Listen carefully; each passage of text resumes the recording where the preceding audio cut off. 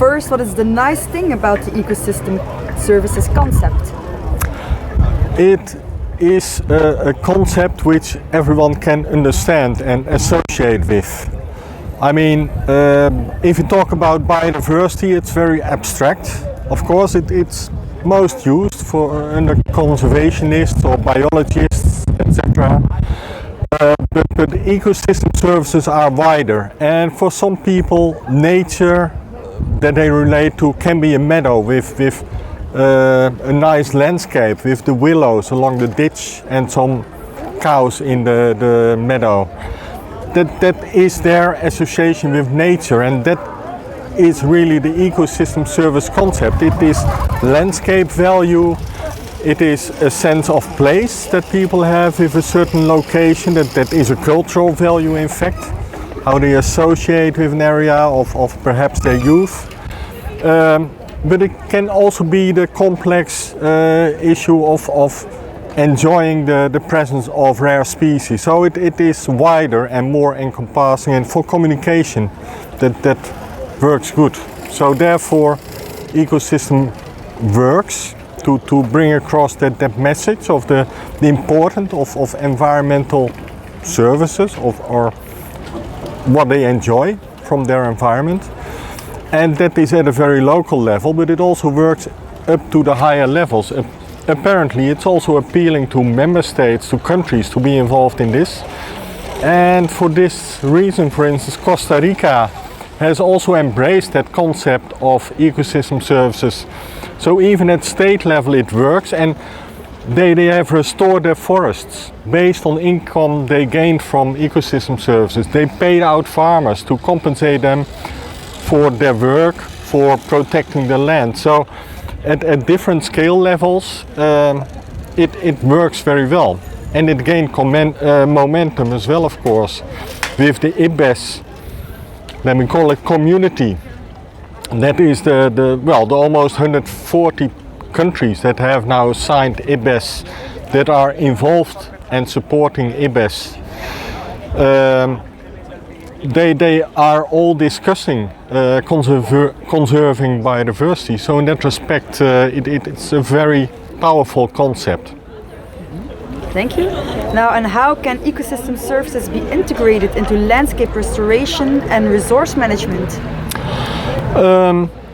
It helps to link also the benefits of restoration measures with the services that are provided.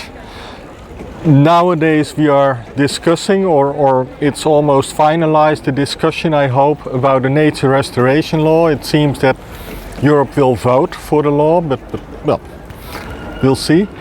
But the European Commission also promotes that law and advertises it, that every euro invested in restoration will yield €8 from services. And in particular those degraded area, they yield very little. And if you talk about restoring it, people will say, why? I mean, we have better purposes to spend our money on, our education, etc. But if you can show indeed the services that are raised by those restored areas, that can be a very useful approach. Can the Natura 2000 network's conservation efforts be supported by the concept of ecosystem services? Yes. Well, in fact, the European Commission has already embraced ecosystem services as concept. Already in the Biodiversity Strategy 2020, which was published, I think, around 2010, they really had several actions mentioned to promote ecosystem services. Also to make them visible, to show the value of nature, to show the benefits of climate regulation, etc. So that was already early adopted by the Commission. Also in the next biodiversity strategy for 2030, which was published a few years ago, also there it's still mentioned several times, the importance of ecosystem services. And the Commission has also been promoting work on ecosystem services to map with member states those services, the service of recreational value, the service of climate change mitigation, etc. So in that way Europe has been promoting it, and it is also, well, worked on or attempted at least to clarify what the values are of Natura 2000 sites. That in preparing management planning you demonstrate also what services are provided by the protected area. And that's also very much what we do in this course, that we look at those services and try to quantify it, to be able to give figures to decision makers, but also to the general public, to communicate with them. And one nice example we saw also during this course, the training, was a board from Germany, I think, where they really indicated what benefits there are in protecting that Natura 2000 site.